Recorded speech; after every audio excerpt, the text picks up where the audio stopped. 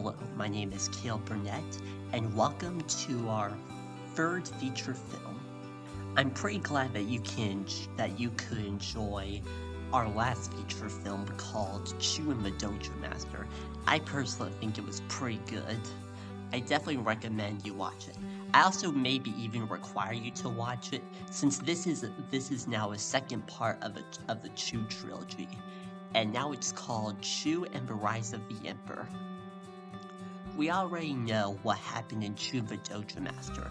In short, Chu tries to reconcile with Wuhan, but they keep literally getting into actual real-life fights. However, after quite a bit of time, they eventually learn that they should never fight once again, and only for joking purposes only. It's basically a heartfelt story about friendship, similar to that of Phoebe and Snow, but with an entirely new kung fu aspect added into the story.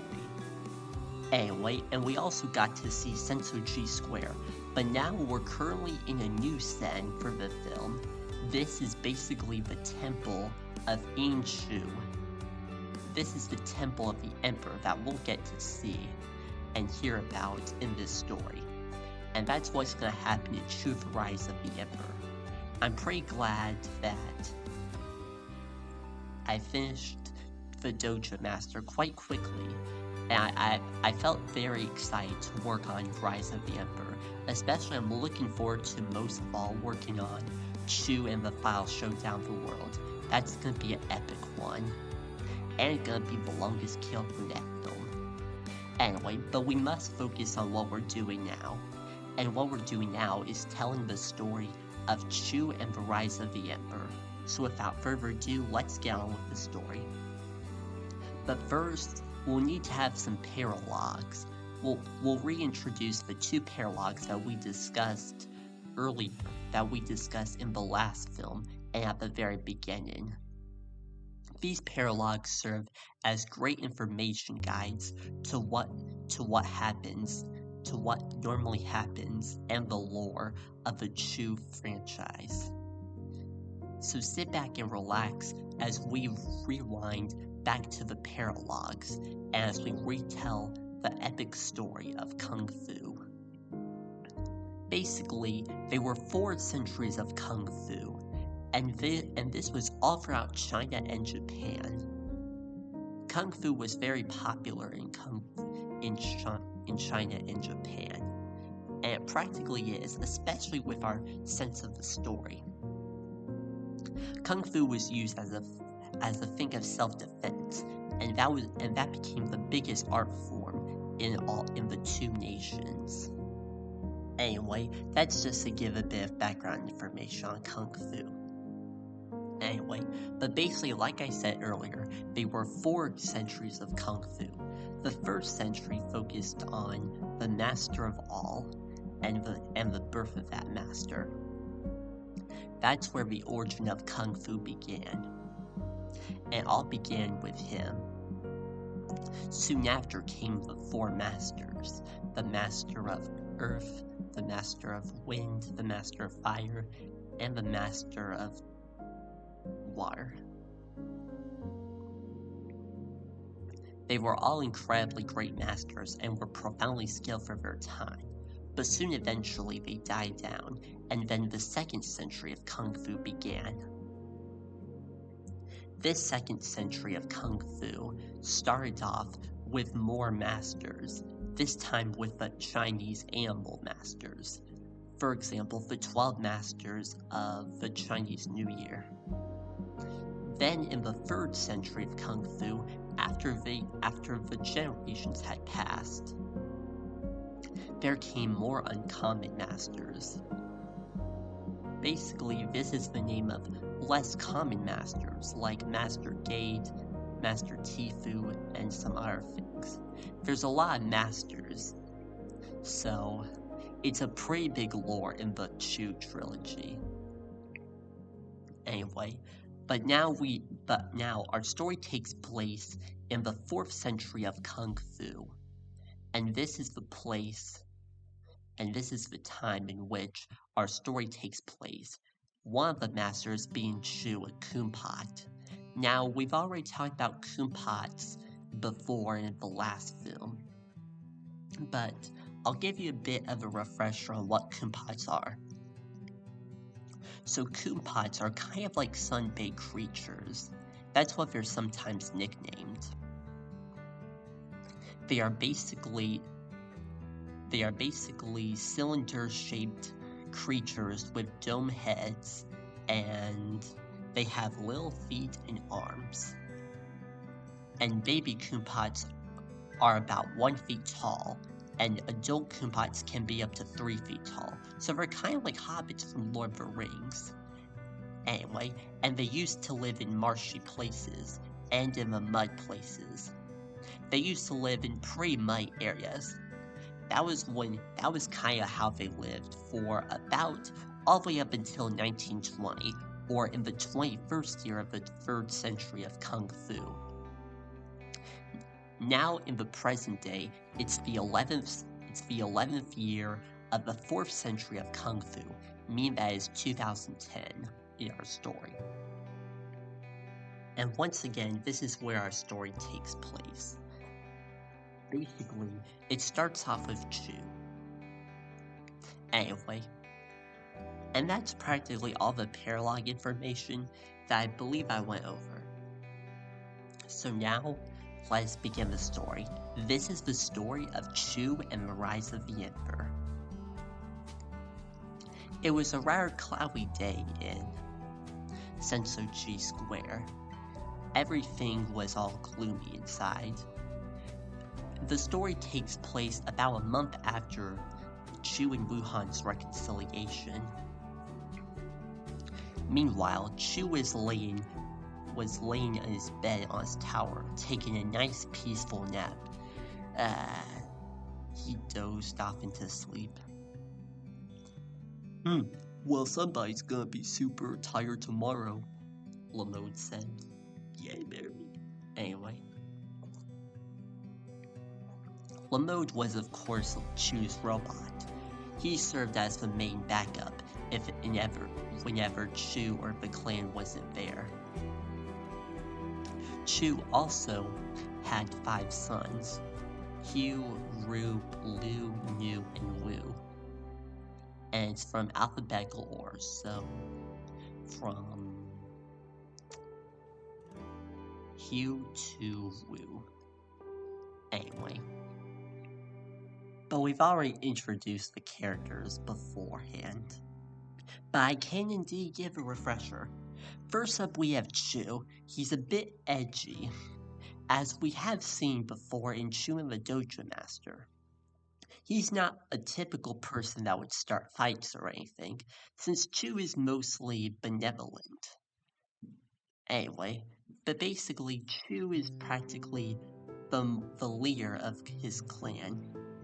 He's also the oldest of the clan, meaning that he's practically like the alpha of the clan.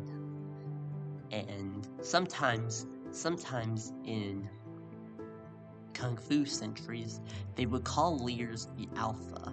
So basically, Chu in this context would be the alpha because he created the clan and he also rules over the clan, so he gets to make all the decisions for himself. But he does let other kumquats like Hugh and Ru decide for themselves, so they actually do have some freedom in mind. Anyway, but Chu was the oldest of the kumquats. He was born on September 13th, 1919. He wore a black belt and had some little spots. These were dark brown moles that he had developed on his skin, and these are typically moles that develop on kumquat skins and on their face, since they're about 60 years old, about halfway through their life. The average life for a kumquat is 120 to 150 years. Anyway, but that mostly does it for Chu. Lamo, on the other hand, as we discussed earlier, serves basically as the backup for Chu and his clan. He isn't an official member of the clan, but he basically serves as kind of like an intern for the clan. He can't fully join the clan because he's not a human. He's a robot, in fact. But he does have some human abilities, like tasting food. Chu gave him this ability so that way he wouldn't have to be stuck eating car oil and gasoline parts. But Lamote is pretty satisfied with his life. And so were the other Kumpots. Lamote was also incredibly intelligent. He could do about 65 mathematical functions. But now that he has an update, he can do practically any function. Some of the functions include basic functions like addition, subtraction, multiplication, division, as well as more complicated things like cove P, standard deviation P, and counter things. It's a pretty long list, but that's just to name a few. I actually have a full list on my computer, but I'm not going to read out loud because that's kind of not for the sake of the time of this film. But we all know that Lamote is practically the smartest character in the Chu franchise. He serves as backing guides in like a little library for all the Kumpots.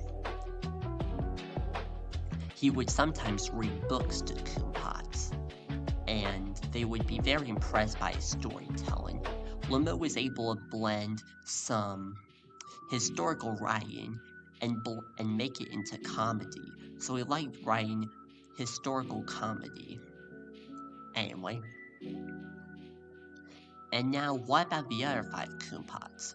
Well, let's start with Hugh. Now, Hugh is generally the oldest of the Kumpots and of Chu's clan. He was born on March 17th, 1953. And also, fun fact, the other 4 members, or the other 4 sons of Chu's clan, are all born exactly 1 year, 1 month, and 1 day apart from each other. So that's a pretty fun fact about him.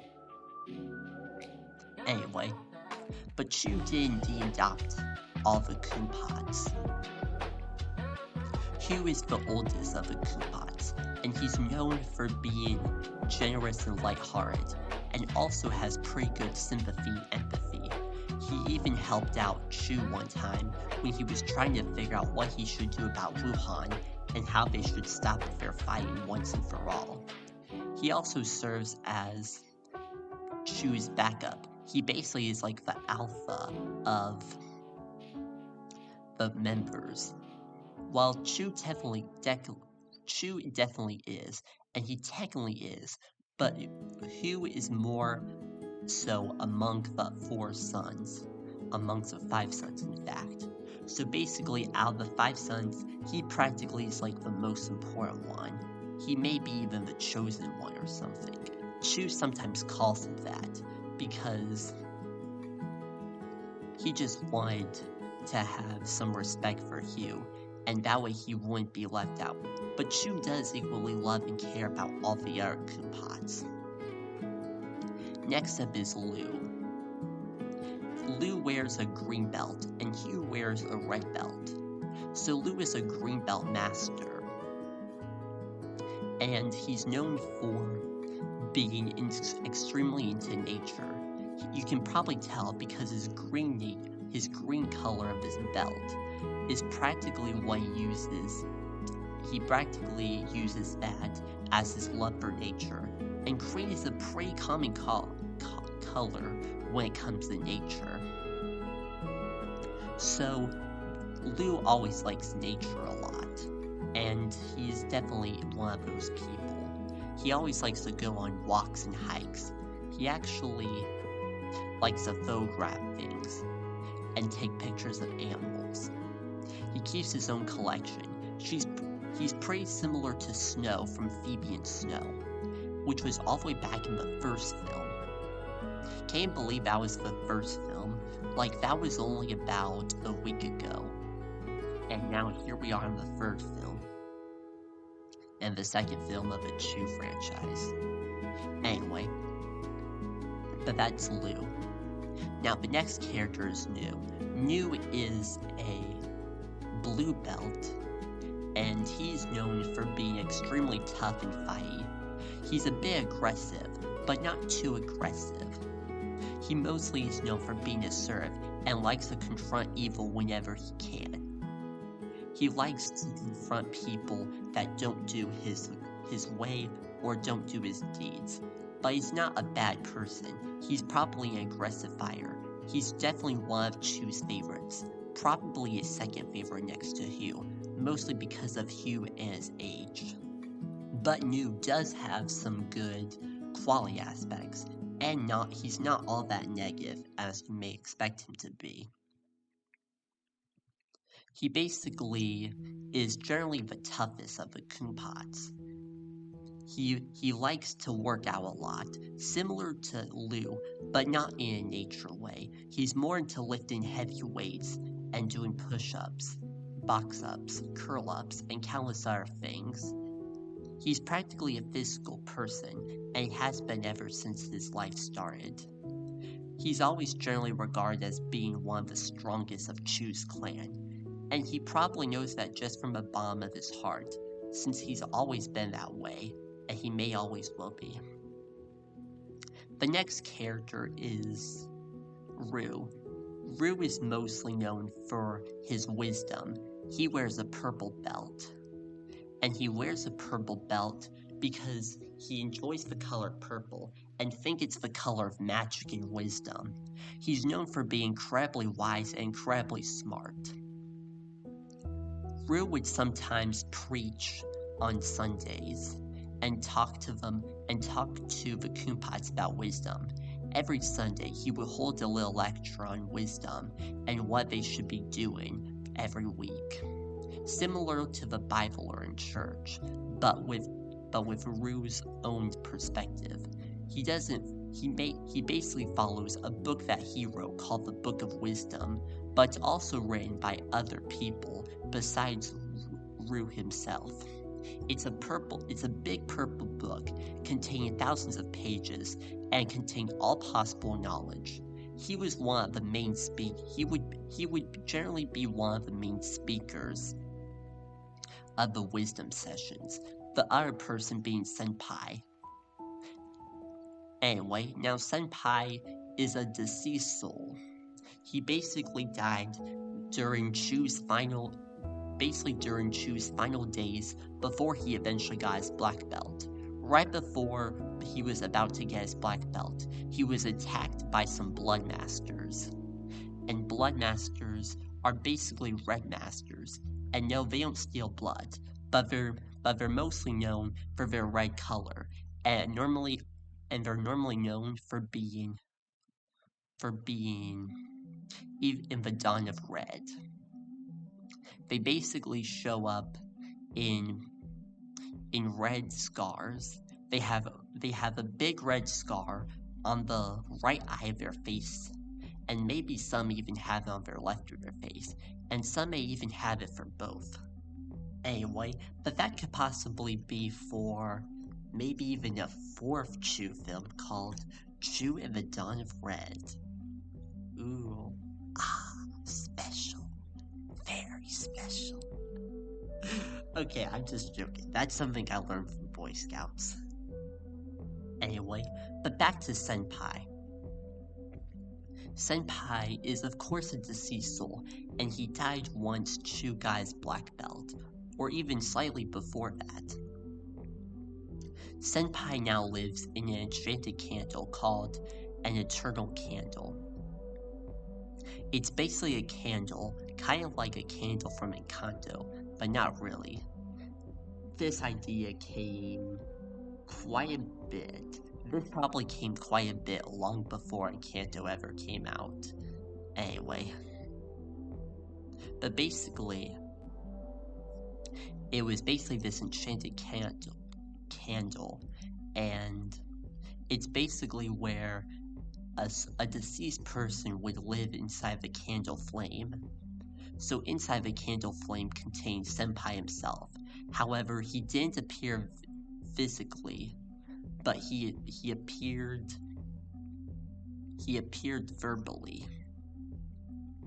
Chu would sometimes talk to Senpai almost every day, but mostly when he was in times of trouble or when he needed the best advice possible to avoid every single possible situation and consequence possible. But Senpai was like Chu's backing guard, and he did serve it for everyone. Now, the last character, before we continue our story, is Wu. Wu is a yellow belt, and he's known for being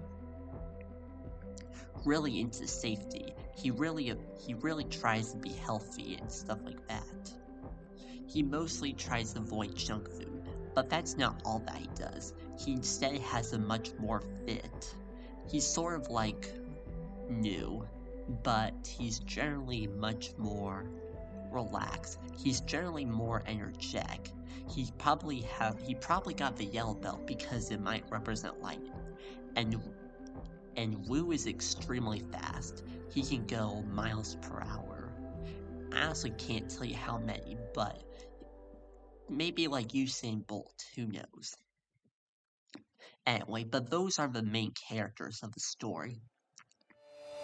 So now that we've had quite a bit of introductions, and we've spent quite a bit of time, maybe even a lot of time actually, with this story, and with the main introduction of the characters, I think it's about time to start the story.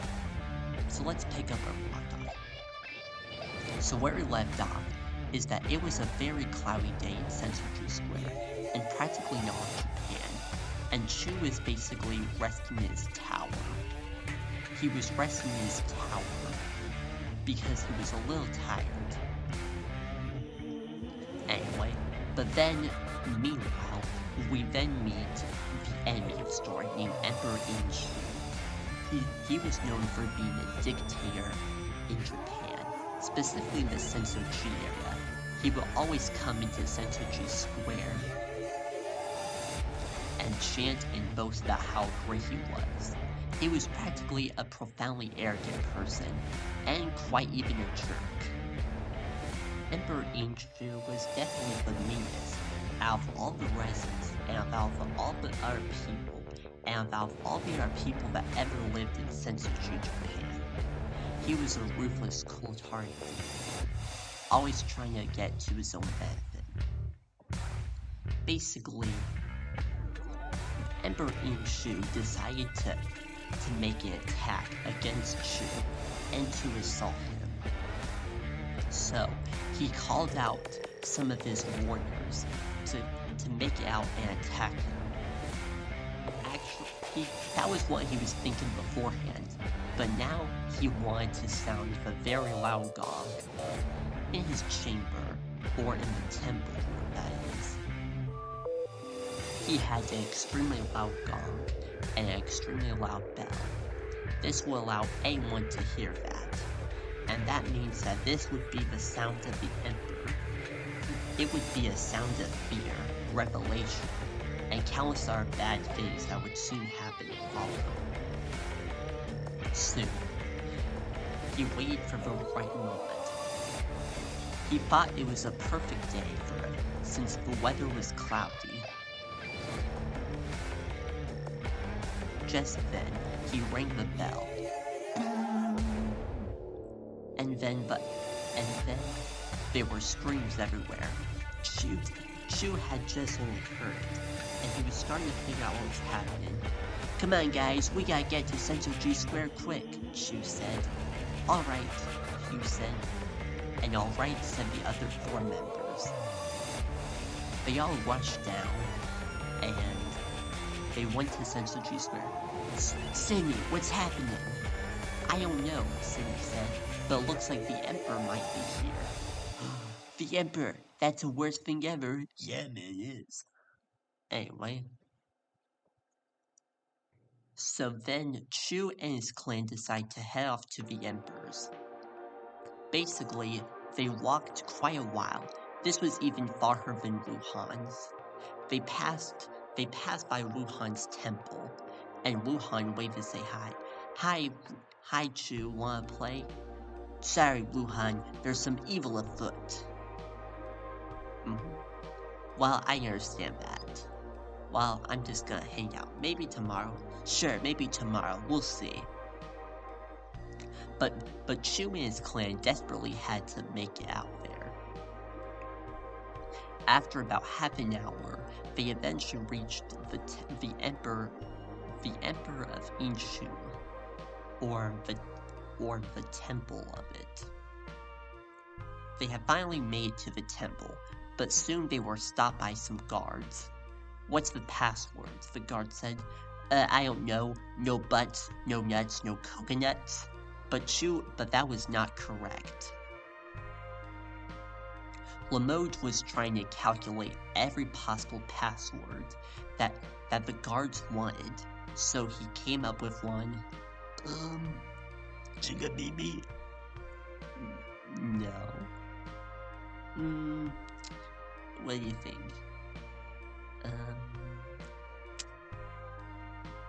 I honestly don't know. Anyone else got suggestions? How about Emperor Inshu Poo Poo Face? Ooh, actually, how about let's pass? Sure, correct. That is the password.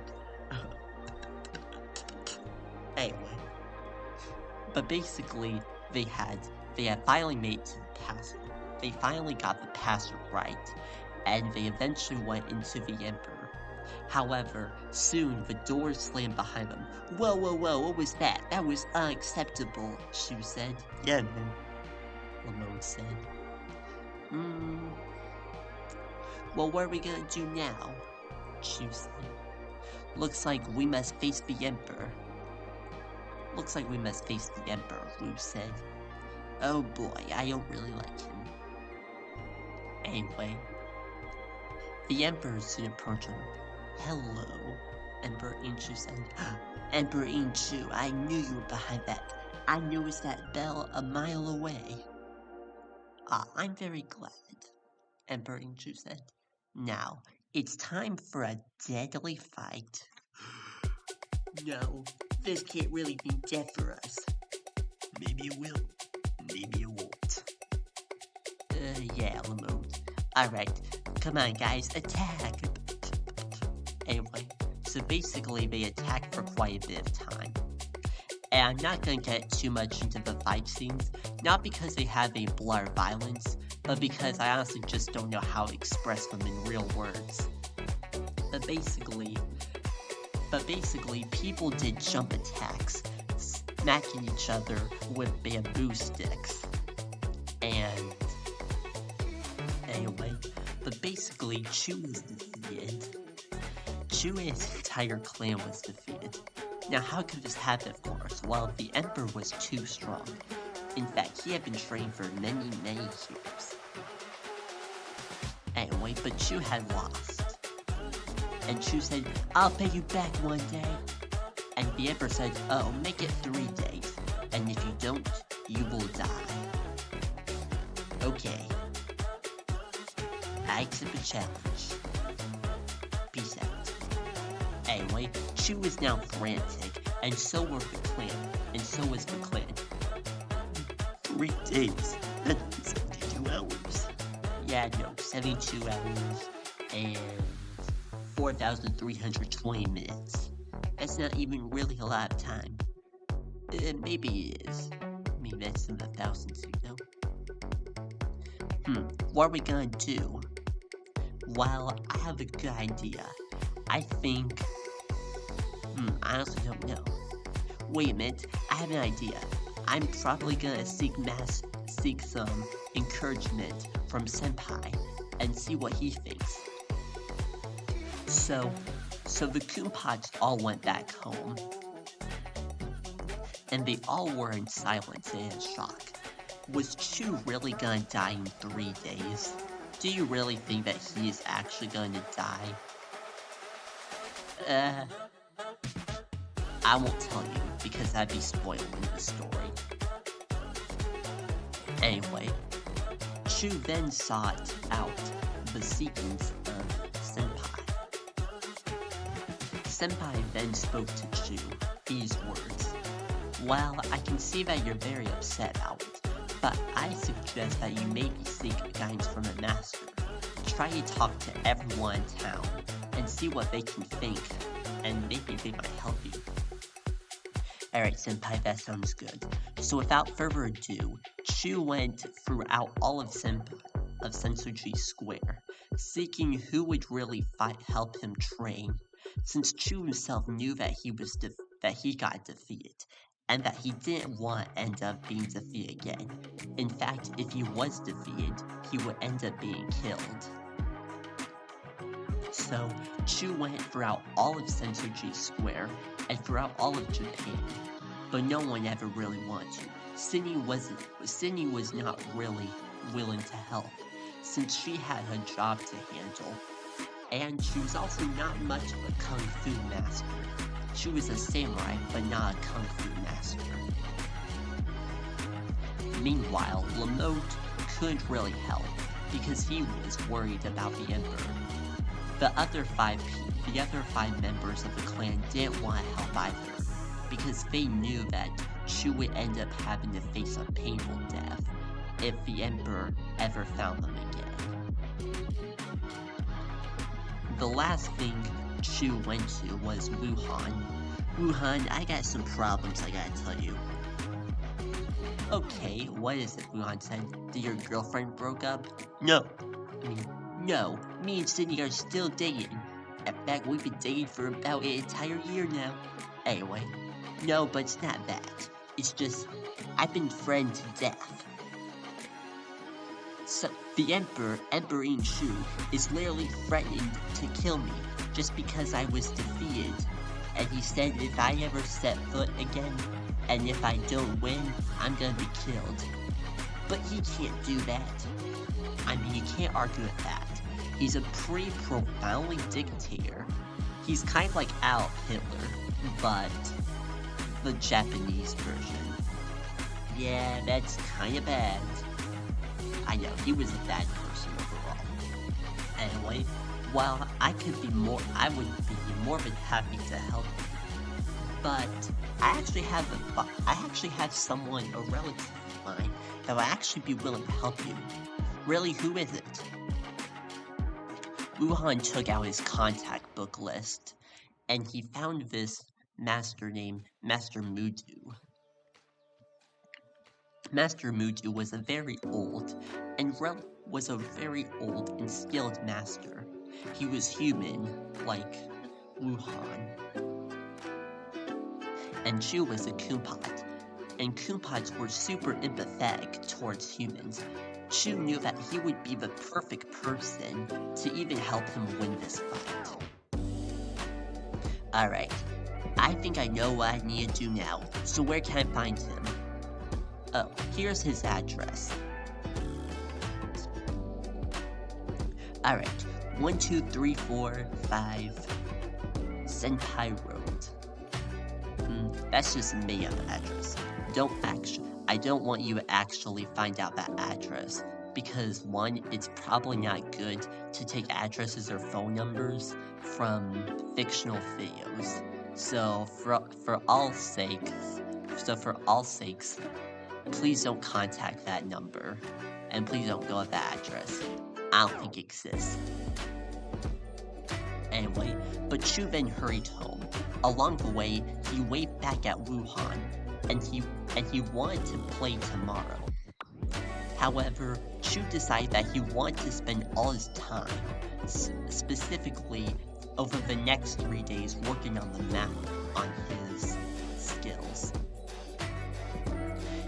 He knew that Master Mudu would be a perfect fit for him, since he was indeed very skilled and was a profoundly intellectual person. Anyway, the next time Chu went home, he decided to announce it to the rest of his clan. Alright guys, I've got great some news for you. I'm gonna seek guidance from a master, Master Mudu. Never heard that name before. Never heard of him before. Well, he's an old and wise master. That's better. Yeah, I think that'll be great. Then Chu decided to train for the rest of the afternoon, and practically for the evening. He trained day and night, ready to win the fight.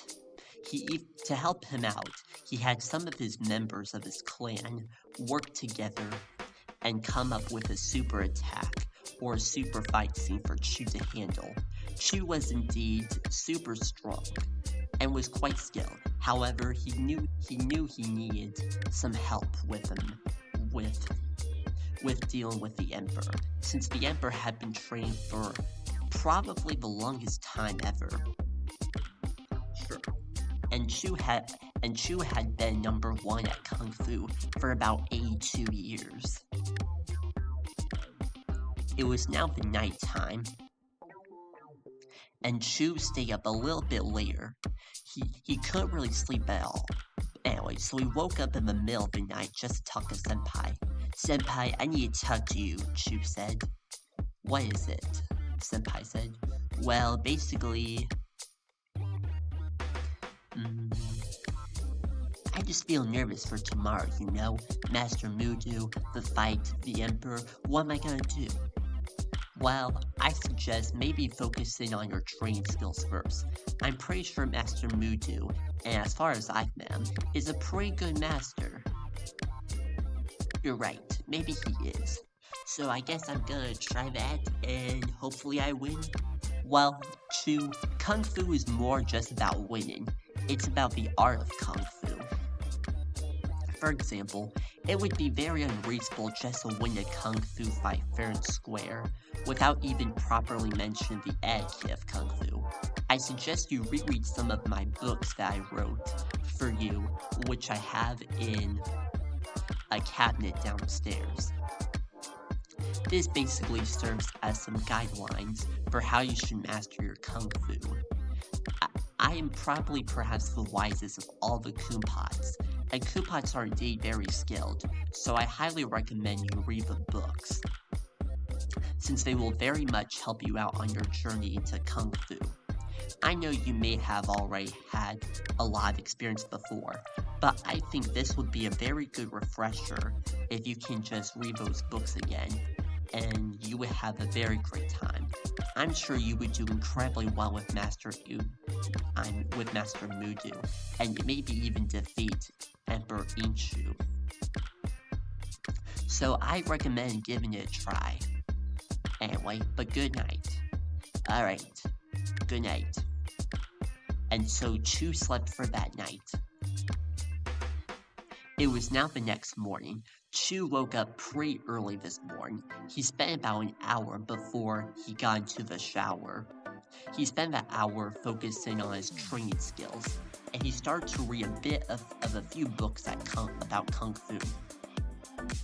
Chu also started to go to the local library in Sensoji Square. There, he mostly picked up books about Kung Fu and the art of Kung Fu. He also picked up a few philosophy books. Then, it was around 9:30 a.m., and it was time for Chu to attend his first session with Master Mudu. He walked off and closed the door. It was now 10 a.m., and now Master Mudu was there. Hello there, Master Mudu said. Oh hi, Master Mudu. I believe this is where Wuhan sent me last time? Oh yes, it definitely is. Come on in. And the door closed silently behind him. So how are you doing? I'm doing pretty good. Say, I need your help. I'm trying to literally win a fight about life or death. If Emperor Inshu is literally trying to sabotage me. He's literally wanting me to end my life.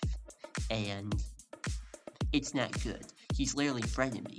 Oh yeah, I know. Emperor Inshu. He's been ruler for dozens of years. Decades of years. So many years. But I'm pretty sure you would win with the help of me. Thank you. It's a pleasure to work with you. So, at that point, Master Mudu and Chu decide to work on some basic skills. Chu had already learned these skills before, but he wanted a quick refresher to make sure that his kung fu skills were at their optimal maximum. And Master Mudu practiced for many minutes. After that, they took a bit of a break and then went full-fledged into more action-packed adventures. After that, Mudu decided to let Chu go for the day. Say, when's a good time for meeting back again? How about tomorrow morning? That sounds good. Alright, bye, Chu. Alright, bye, Master Mudu. And so Chu walked off and closed the door. Then he'd head on home. He put his stuff down and decided to take a rest. Hugh and some of the clan members decided to peek up on Chu. So, Chu, how's it going? It's been going pretty good. Master Mudu is pretty well. That's good to hear. Say, would you like to have some lunch? Sure, I like some lunch. What's for lunch? Lunch was a bit of Japanese hot dogs. Japanese hot dogs, these will be great. So they ate Japanese hot dogs, and then they cleaned up their dishes, and then Chu went back to his room to practice. However, he soon got a bit tired of practicing. So soon after, he started writing a brand new story. This was a story about how a Kumpot was about to be sentenced to death. Which may seem a little dark, but Chu normally writes stories based off of things that actually happen in his real life. So Chu was writing the story, and he wanted to share the story some other time. He was thinking after the defeat of the Emperor. Anyway, Chu continued to write for many minutes, maybe even a full hour. Then it was time for dinner. Chu decided to have his own dinner, and he basically had some leftovers from the fridge, and those were pretty delicious as always. Then it was time for Chu to go to sleep, but before he did, he talked to Senpai one last time. Hey Senpai, I gotta tell you something. Oh sure, Chu, what is it? Well, basically, Master Mudu is doing very great so far. I've learned a lot from him. That's very good, and you've been reading the books that I've told you to read? Yes, sir, I have. I mean, why did I call you sir? I mean, yes, father. That's a little better. You can call me father, but please do not call me sir, because that greatly irritates me. Okay, bye. Alright, bye. Everyone else slept for the rest of the night, and Wuhan was having a peaceful sleep as always. However, things would soon change, and soon go into an even darker turn. The next morning, Chu woke up and got up quite a bit earlier. Just slightly earlier, maybe only about 5 minutes earlier. He basically spent an hour as always training before the big fight. Then he took a shower as always, brushed his teeth, and he had breakfast beforehand, and then he went off to Master Mudu. He was going to tell him about he was really gonna tell him something. Basically, Chu had also made him a little story that he could come up with. So Chu grabbed one of his stories that he had written with a few pieces of paper attached to them. And he went up to Master Mudu. However, Master Mudu was maybe unfortunate. While Chu entered, but unfortunately, he found a dead body. Master Mudu had been murdered. He had been murdered by the Emperor himself, Emperor Inshu. Chu was very horrified when he saw this. And yes, he was murdered, but there won't be a blood or some gory violence. I know this story may seem a little unsettling for kids. Maybe listen to this story if you're 13 or up.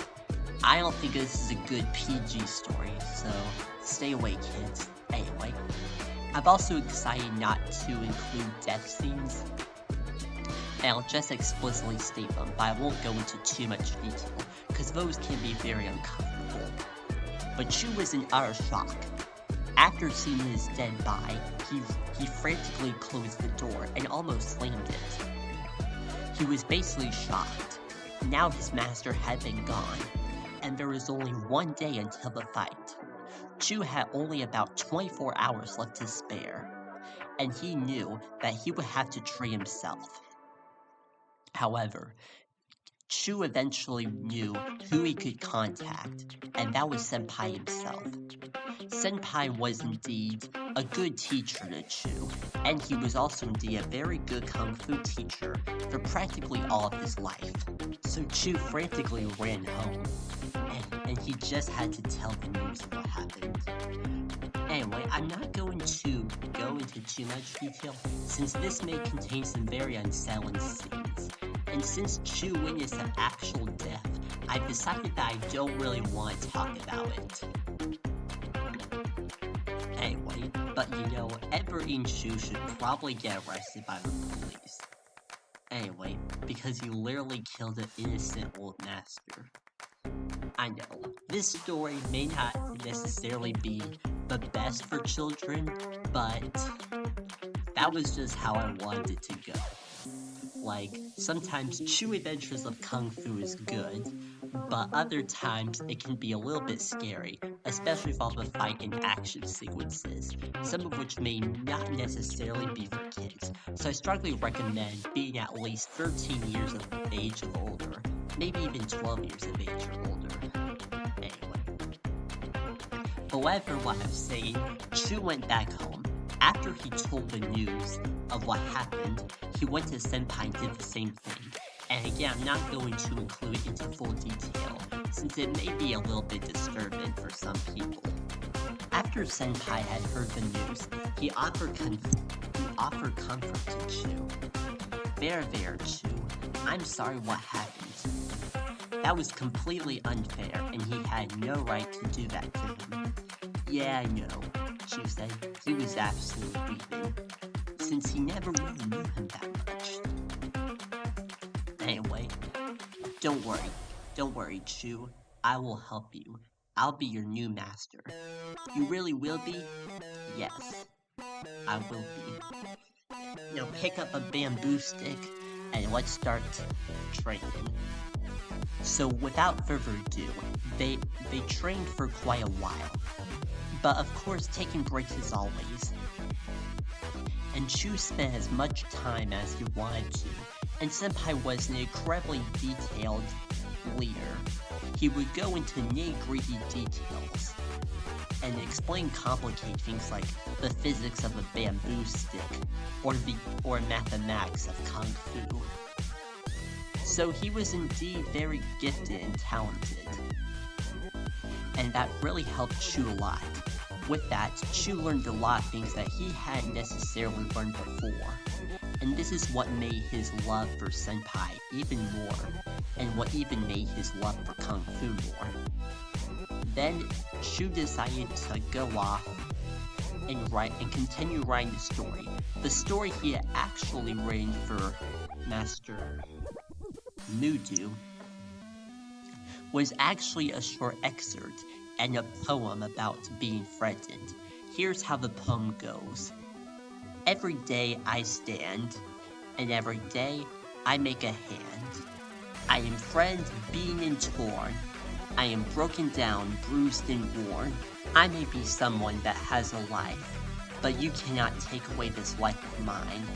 Please don't come me with a knife, for I am Kumpat, and you will be my strife.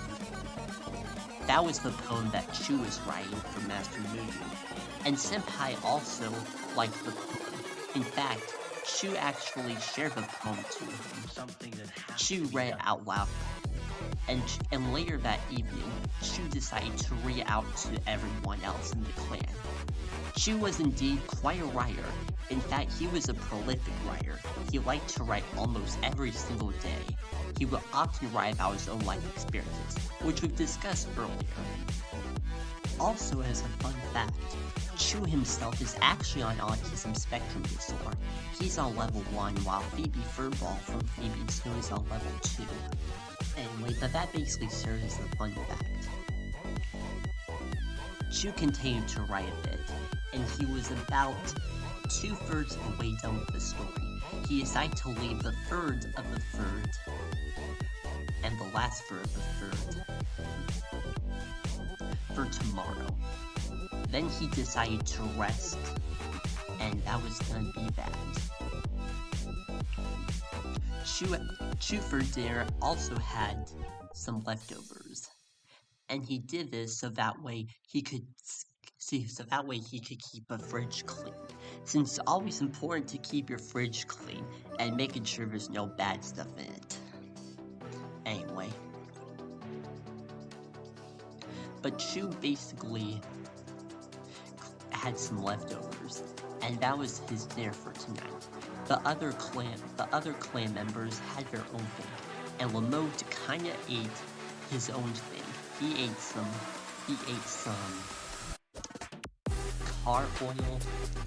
He basically had some cereal with car oil in it, and it was delicious, which may sound disgusting, but remember, Lamode is part human, part robot, so he can literally eat anything he wants in existence. So even if he eats something poisonous, he cannot actually die, because he's a robot. So that's like a profoundly good thing to have. I mean, I don't know, would you ever want to have something like that? Let me know. Anyway, but Chu and Senpai had a nice long talk after dinner. They talked for several hours, until Chu finally went to bed. During those hours, Chu expressed his concerns about the Emperor, and what he was probably going to do to him. Senpai listened very carefully, and knew what was happening to Chu. Well, I'd say, take a deep breath, and let's start working on it early in the morning. In fact, let's have a little bit of a dawn duel. A dawn duel is a duel in which we practice at dawn. Practice at dawn. Well, I don't have much on my schedule, but that seems pretty good, Chu said. Yeah, I'm pretty sure it'll be good. This will really help you be prepared for the big fight tomorrow. Yes, I know, less than 24 hours. I believe it's at noon.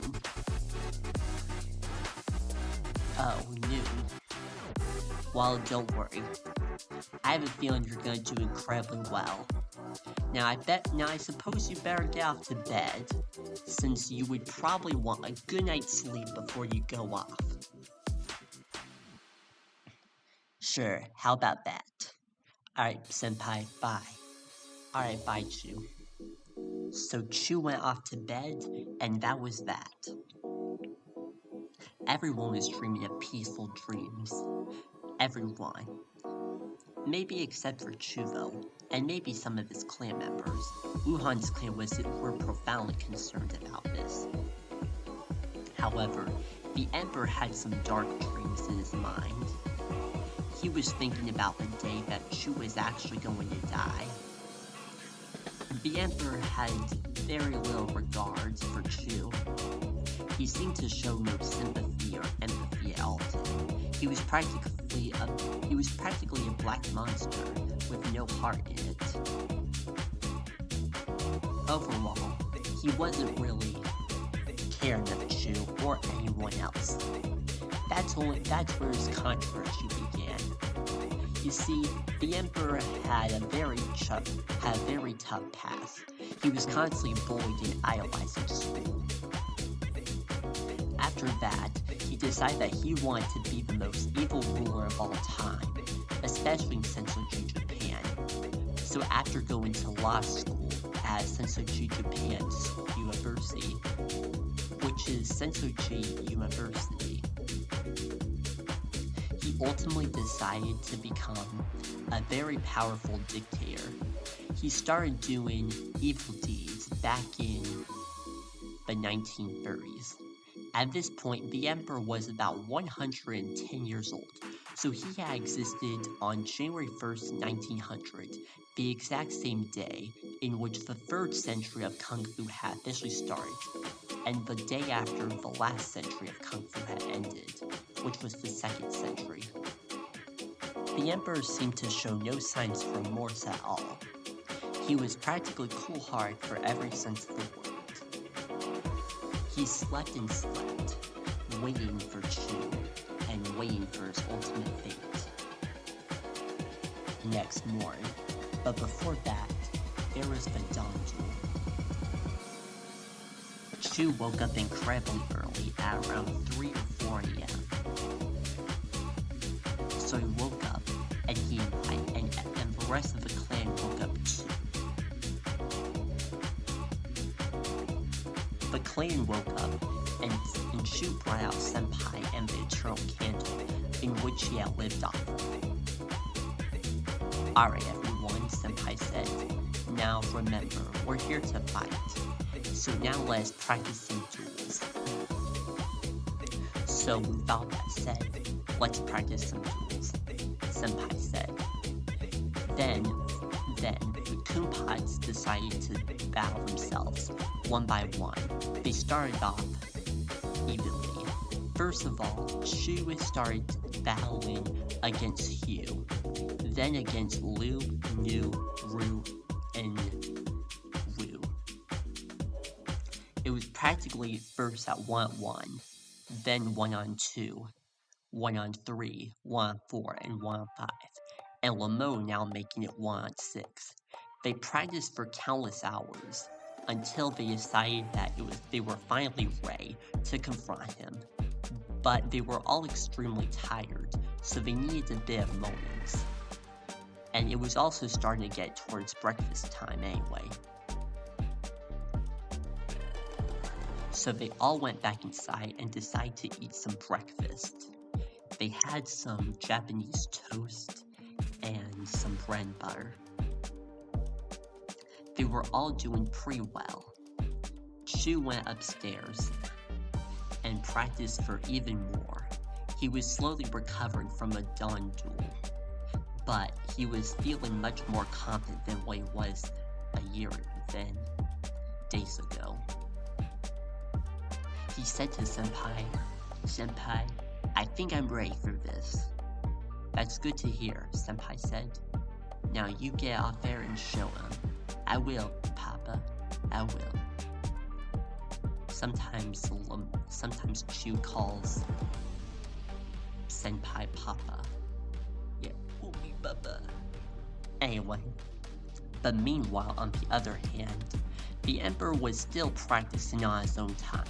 He was incredibly very strong and powerful for his age. Even though he was 110, he was still incredibly strong. He fought tirelessly about what he was gonna do next. After Chu's death, or supposed death, he was ready to end all Kumpots. He was actually going to get rid of Kumpots as a whole, which is practically very bad. Anyway, the Emperor still thought about what he was gonna do next. And his soldiers or warriors were very supportive of him. I think you should do it, one said. Yeah, definitely, another said. Like I said earlier, they were all very supportive of the Emperor, and they all had evil deeds that they wanted to do. After Chu's death, he finally figured out what he wanted to do. He wanted to take over Sensoji Japan and make everyone suffer torture under his commands. He was indeed very powerful, like I've said numerous times, so he was willing to do anything that he could do, and take Sensoji Square into his own hands, and that way he could be the real ruler of Sensoji Square, and perhaps of all of Japan, and maybe even all of China, and maybe even all of the world. He was practically unstoppable in every sense of the word. He was always fighting and fighting for his life, seeing what he could do and pushing the limits of what he could do. He practically was a dictator in every sense of the word. He was cruel-hearted, and he cared nothing less. All he cared about was for money, greed, and very little love. He had dumped a lot of girls in his life, which may seem a little weird, but girlfriends maybe weren't a thing in like the 1920s or something, or the 1910s. As that time, the emperor was only a little kid, but now he was a fully fledged man, and now officially in his 110s. He practically had everything he ever wanted, and it felt like something was not gonna stop him. Maybe it would be, but we'll see where the story continues. But basically at this point, Chu and his clan have officially fought up. But now, the Emperor only wants Chu to fight. His clan may not be able to save him, but who knows what they could do in the very end. We'll have to see. And now we continue the story back on Chu's side. Chu spent the rest of his remaining time before the fight to talk to Senpai as much as possible. He was still very concerned about his nervousness.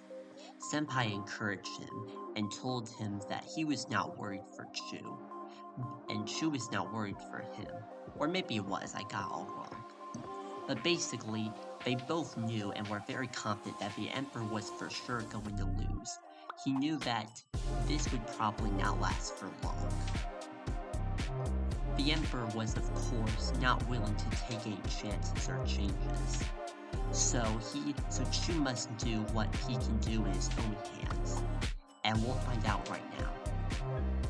Then, the time of the fight had officially come. The clock run noon. The clock rung noon. Anyway.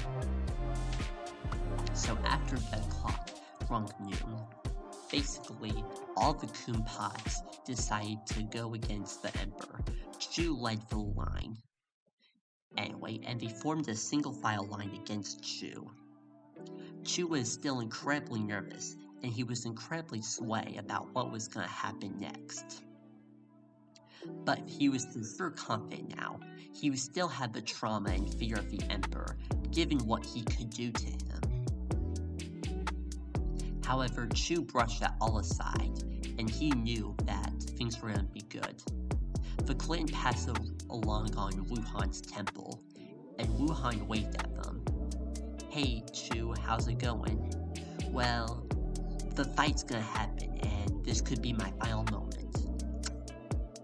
"Oh. I'm sorry to hear that."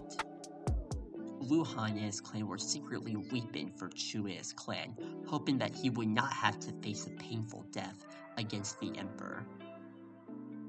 Then, Chu's clan officially made it at the gates of Emperor Inshu's temple, which is where we are right now, in the visual mode. Basically, Chu knocked on the door, and only Chu was allowed to enter, leaving the others stranded. "So," said the Emperor, "I think it's time that it's about we fight once again." "Well, okay, get it over with," Chu said, "but I can tell you something before we start. I'm not afraid of you. I've been practicing countlessly for dozens of hours, which I estimate might have to be 12 hours overall. It's maybe 13, 14, 15, 16, who knows how many hours I've been practicing. But I've practiced for countless hours, and I haven't spent one of them on a break. I've worked recklessly to get to where I am today, and it would be very rude if you ended my life. However, I am willing to accept the challenge, because you are indeed the Emperor, and you have this unbearable right to do anything that you ever want. Chu was going a little off topic, but Chu was accidentally saying the wrong words. He was actually encouraging the Emperor to kill Chu. Now, Chu was actually doing this so that way he would ultimately face a death. But so that way he could lie to the Emperor. So Chu did indeed lie to the Emperor. Anyway, but Chu was honestly very honest, and this was the only time he ever really lied to the Emperor. Chu also knew that he could lie to anyone, especially to people who were dishonest to him, and he definitely had the right way to be absolutely rude to the Emperor. Alright, said the Emperor, now let's get that fight on.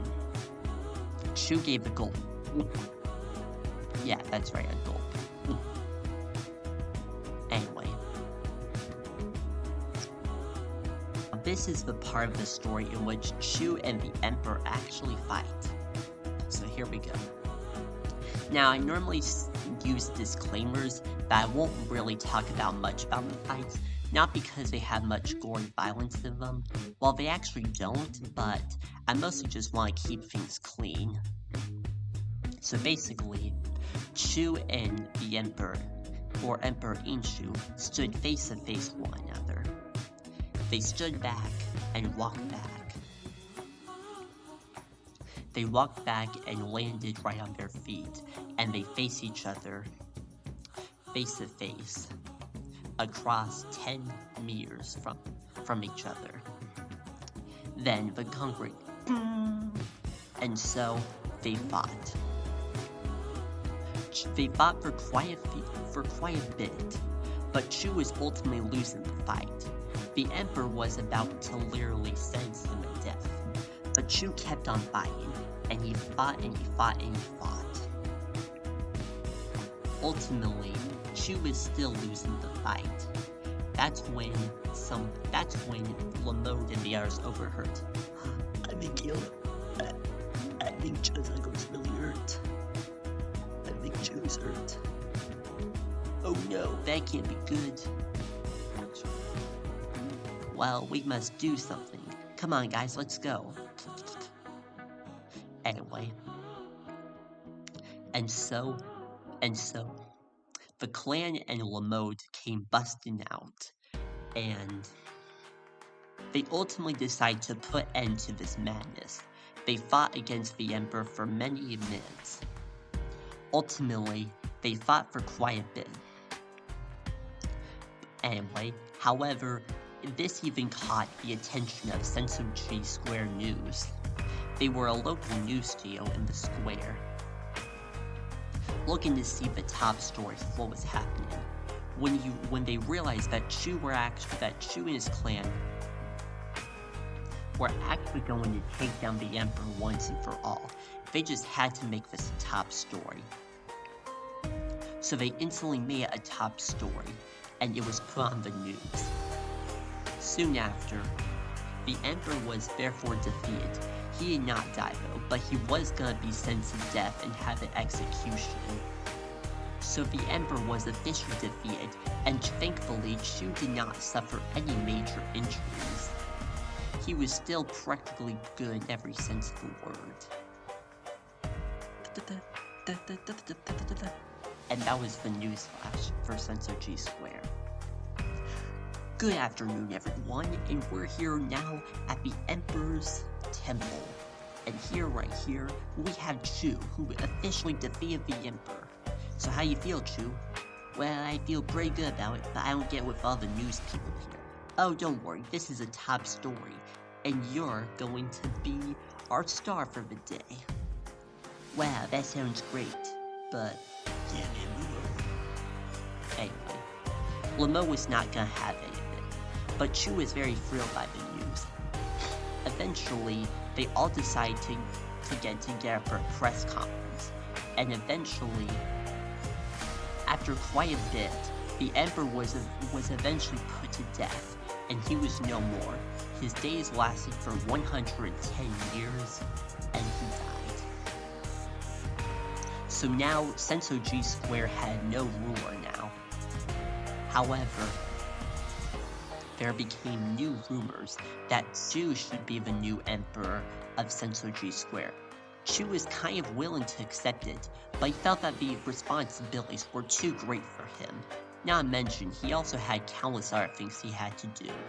But with his time that he had now, and now that the emperor was now gone, he kind of committed to fully being the emperor in Sensoji Square, and perhaps in all of Japan, China, and the world. Shortly after, Chu was inducted, and he therefore became the new emperor of Sensoji Square, and of all of Japan. There was applause everywhere now. Chu was now officially a ruler, and this made him very happy. Even his clan was happy, and Wuhan's clan was happy. It practically seemed like a very good day, one that started off very bad, but now it went off pretty good. And Sensoji Square was once again sunny again, and was sunny for quite a bit. And practically for a while after that, Chu lived peacefully now, and he no longer had to deal with violence or hate crimes now. He seemed to have a pretty peaceful life, and he actually did. And so it was for the other 6 members of his clan, and with Lamo too, which he is indeed a 6 member, but maybe he's just Anyway, shortly after, Chu heard a knock on the door. "Oops, who is it?" Chu said. So he opened the door, and it was a news reporter. And he wanted to do an interview on Chu about the emperor. So, hello, ladies and gentlemen, I'm currently here right now with Chu, the Kumpot, and he is the ruler of Sensoji Square. So I feel pretty proud for him. And so, Chu, what does it feel like? Well, I think it's pretty good. I mean, you got a lot of responsibilities, sure, but I think it's going pretty well. And how have things been going with you and the clan? Oh, things have been going pretty good as always. Sure, Lamode always getting into physiological debates, and the others are just goofing off, and I like that a lot. I like how Lamode is super smart, and I like how my clan are all super goofy, and we work off one another. You see, we're kind of like no other clan out there, since we're a Kumpot clan. Indeed, and in fact, that's actually, the Chu's clan is actually the first and only is practically the only Kumpot clan out there right now, as Kumpots have mostly stemmed away from fighting, but Chu's clan was super special, all because they were Kumpots. And we've discussed Kumpots earlier, so I maybe don't need a refresher of it anymore. But we will discuss it maybe at the beginning of the 3rd movie, which will be Chu and the final showdown of the world. And we'll also have pictures of the characters towards the very end, or at the credits of the film. So, that will practically be that. Anyway, the interview continued for quite a few minutes, and then finally came to an end. While Chu was very nice meeting you, yeah, it was nice meeting you, Kennedy. And so they shook hands, and they gave each other a hug. Days later, Chu eventually got reached out, and he was given a special award. And at the award ceremony, he gave a speech. "Thank you all so much for coming. I know this means a lot to me, and I know this means a lot to you. I just wanted to say that I'm pretty proud of myself for defeating the Emperor, and we may have had a few hardships, but I'm pretty glad that we're pretty good about this." And that was part of what Chu said at speech. He carried on. "Well, I also like to thank my clan for helping me out, and for all of you guys in Sensoji Square for helping me out. Without it, where would I be now? Maybe then the Emperor would have not already been dead already. Thankfully he is now, because he was kind of a bad person and kind of a jerk. But I'm very glad that I went on this amazing journey with you. Anyway. And those were some of the words that Chu spoke once again. Chu spoke for quite a few minutes until he finally concluded, "Well, I think this is where we leave off. Goodbye." And everyone gave him a big clap of applause. Basically, at the ceremony, all of Chu's clan members were there, including Lamode, as well as Wuhan's clan, as well as countless other clans, most of them being human clans, like Rinha's clan and Suki's clan. There were also countless other guests there, and practically getting recognition from all across the world. This mostly happened to Chu himself. However, the other 6 members and Lamode were all getting their own jabs of fame. They became famous for everywhere they went. They appeared on TV shows, movies, and practically appeared in every possible creative project that could ever exist. They were now practically the stars of the century, and practically one of the stars of all time. They were kind of like the Big 6, or the Big 7. That's what some people call them. Anyway, afterwards, they were all treated to a very fancy dinner, and during the dinner, Sydney came up to Chu. "Well, that was pretty sweet that you gave thanks to me." "Oh yeah, Sydney, like it." And Sydney went off and gave Chu a little kiss. "My precious," Chu said. Wait, you call her precious? I mean, hey, where did I get that? So, you can call it anyone you ever want, as long as it's not derogatory. Chu and his clan treated themselves to lots of fancy desserts and lots of fancy food, mostly from Japanese culture, but also from Chinese culture and even American culture. This was also for the first time in which Chu ever tried out American food. He tried out a cheeseburger and he absolutely loved it. He also liked countless other things from the Americas, and soon afterwards, he went on a visit to the United States. He was very thrilled to visit all 50 states. After Chu was recognized, and after his clan was recognized, they were all invited to go out onto a cruise, and this cruise was to the United States. They went across all 50 states. The cruise started in Florida, then into somewhere in New York, and practically to all other 48 states. Chu really enjoyed the tour. At that point, Chu's room, and so did the Tower of Tuan, the left Tower of Tuan, had been filled to the brim with countless US treasures. Chu had finally gone on a world trip, anyway, and Chu also went to visit all the other countries in the world, the other 194 of them.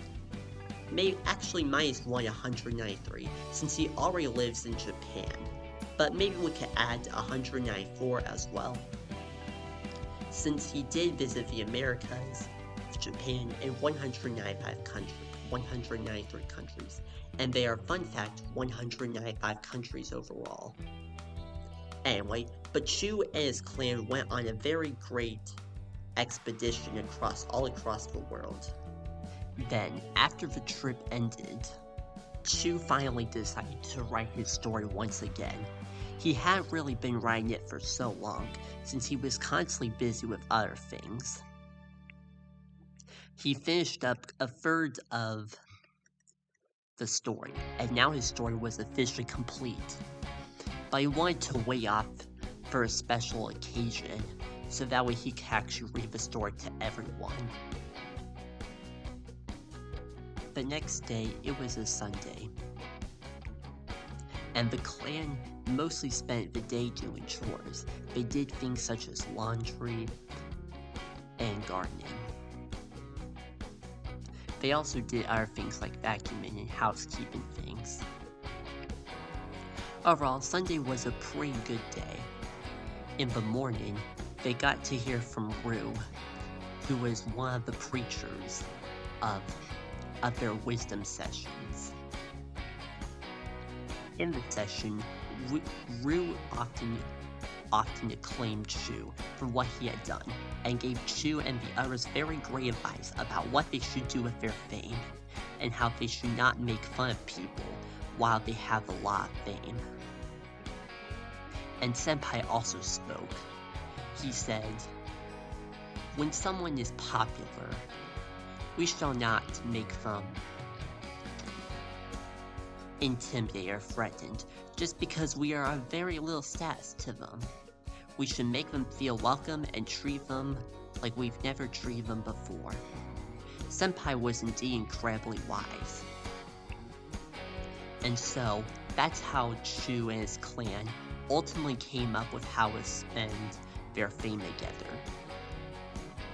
After that Sunday, they decided to hang out with Wuhan's clan.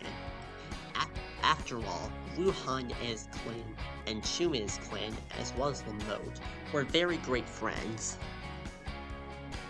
So as a result, they decided to fight each other once again, but this time in a friendly way. Their bond had only just been growing more and more over time. They had this continuous friendship, and it looked like things were only going to get better and better as time went on. After friendly duels, they all went down together to get a bit of some ice cream. And Wuhan got some watermelon. In fact, Wu and Wuhan had something in common. They both like watermelon ice cream. So they decided to have some ice cream, and that was practically what they did that day. They also spent a lot of time together over the next week.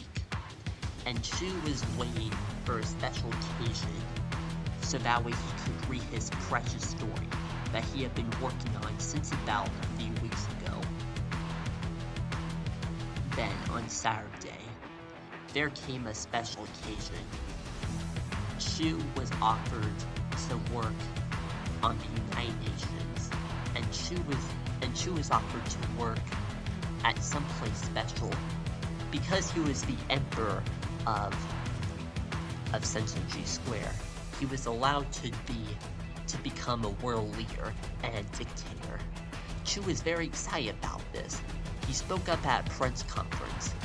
"Well, I'm pretty glad that I came here. I've worked pretty hard all my life to get some sort of acclaim, and I believe that this is what I've been meant to do. And I hope that this is what you've been meant to do too. And I hope you all do well. Bye." Chu was always very generous in his speeches. After his speech, he got to hear from countless other world leaders too, about thousands of world leaders, if you will. After all of that, he was eating dinner while they were speaking, which was allowed since this was a public event. While Chu was eating, his clan showed up and wanted to award him something. They awarded him a special little cake that said, "Congratulations, Chu. Continue to do what you always wanted to do." And that was written on a note from the cake. The cake itself was practically a chocolate cake with some mud colored icing and frosting, as well as a picture of Chu on it. And it was all done in icing, so it was probably gonna be very delicious for Chu and his clan. Anyway, then Chu decided to head on home, and that was after the event had truly ended for Chu. At that point, it was very late in the evening, and Chu was finally ready to read his story. He spent the last few weeks working on grammar and spelling issues, but he was finally ready to present. He came downstairs and decided to read out loud. "Hello guys, can I have your attention?" Chu said. "I'd like to read you this story that I wrote, called The Kumpot 2. And he spoke these words. There once was a Kumpot who was quite lonely This is practically what we talked about in the last story. But anyway, but Chu said that the Koompa was lonely, and that he was ready, and that he was being threatened at a point. He realized that he couldn't really go on being a poor little Koompa that he was now. He realized that he had to do something, so he decided to get fame and fortune by becoming a well-acclaimed Kung Fu master. However, in order to get to being a Kung Fu master, it took quite a lot of time and effort. The Koompa worked very hard day and night, learning from an old master, but once that master was murdered, he soon learned that he needed to learn himself, therefore going to the library. He learned all the things he ever needed to learn, but he still was constantly curious, so he always seeked to learn more and more, always changing the rules of the game, and always changing the way that he did Kung Fu. He had a nice and generous grandfather, but after his grandfather passed away, he got his black belt. But once he got his black belt, he became very sad by the loss of his grandfather. To help things out, he decided to seek mentorship and have someone support him along the way. While he was in his 20s and while it was in the 1940s, he learned how to live the hard way. He had to learn how to steal and get the things that he wanted. However, he soon became interested in a few things, and one of his biggest things was English. In the 1940s and 1950s, he decided to be an English teacher, and he was the first ever Koompa to be an English teacher at Sensoji Square University. He was a pretty affluent speaker, and he could do and interpret many different ways of teaching as much as possible. He was always friendly, and was never really much shy in any sense of the word. In fact, the more he talked to his students and connected with them, the more he grew stronger, day after day after day. His father would have been so proud of him, but his father unfortunately passed away during the times of teaching. This made the Koompa feel very sad once again, but he was determined to keep it up. Then, in a magic dream, then in a magical world, or at least in a magical scenario, the Koompa decided to get 2 eternal candles, and the 2 eternal candles contained the souls of his grandfather and his father, and from there he was able to talk to them. He placed these in his room, but soon after, the father soon died out. But he was replaced, and he decided to keep him in a separate room. He decided to keep the grandfather candle in his bedroom, and near the bedroom. This is because the grandfather of the Koompa was super warm, and he was always super generous of people. As well, he was profoundly wise, and practically knew anything that could ever exist in the real world. The Koompa learned a lot from him, and that ultimately meant what he was meant to be. As the years went by, he was facing a lot of troubles, but he soon overcame this and became a Kung Fu master, and he eventually formed a clan with 5 sons. Over the course of the late 70s and to where we are now, the Koompa would teach and learn his skills to the other sons. The Koompas eventually got along with each other, and they became one of the greatest Kung Fu fighters of all time, and one of the greatest clans of all time. The clan was called Chu's clan. Well, actually, it's sometimes referred to as Chu's clan, but their real name is the U clan, since all of their names had the letter U at the end. Chu, Ru, Fu. Actually, Hu, Lu, Nu, Ru, and Wu. So he decided to call it the U clan, just the letter U, and call it U clan. Anyway, soon afterwards, they also got a robot, and the Koopa built the robot. The robot soon became intelligent, and it instantly became one of the best friends and one of the best companions in all of the clan's membership. The clan was super supportive of the robot, and was constantly supportive of it, and wanted to teach as much as possible, but the robot itself had already known as much as it wanted to know. In fact, the robot was so intelligent that it could practically know anything, similar to Senpai, but in a more artificial intelligence sense. Then, the Koopa was faced with another challenge, to fight Emperor. He fought Emperor in about 3 days. However, after he was given 3 days, he trained with a master, an old master named Master Mudu. However, after Master Mudu died and was murdered, the Koopa soon taught himself the old ways. He taught himself how to do kung fu and jump skips, and practically any other thing that he could think of. He even invented some of his own skills. Soon, he took down the Emperor, and he did it once and for all. He did by doing a very complicated move called the Peace Move, in which Chu would speak some words, in which the Koopa would speak some words of wisdom, and soon after that, it would bonk him on the head. So the Koopa did that, and that was how the Emperor was defeated. The Koopa went on to get national acclaim, and practically went on everywhere to every part of the globe. It was practically in its own success lane, and people already knew about from the start.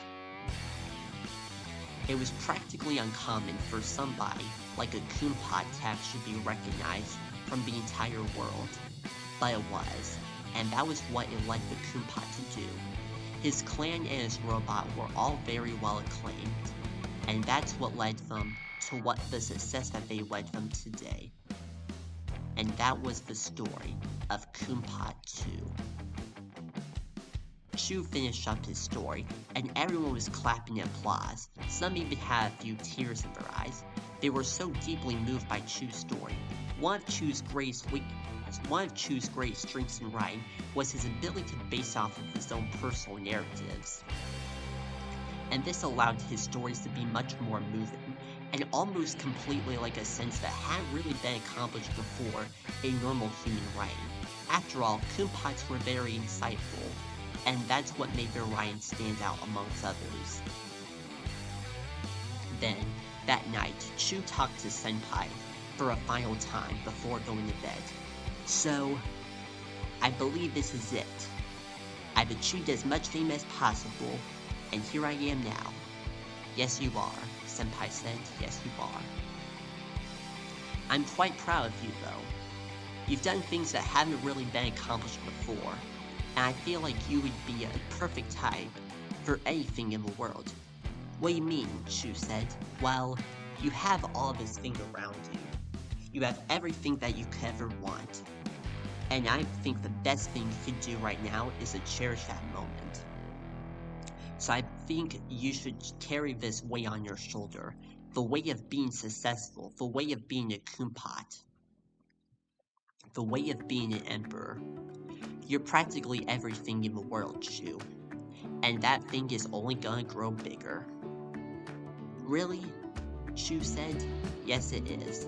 Because I know this from the bottom of my heart. I knew that ever since the start, you were gonna be something special.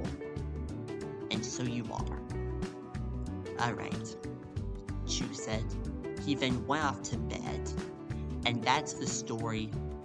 And now that was how the Emperor was defeated. Things were much more peaceful now in Sensoji Square. And that was the story of how Chu defeated the Emperor of Sensoji Square, Emperor Inshu.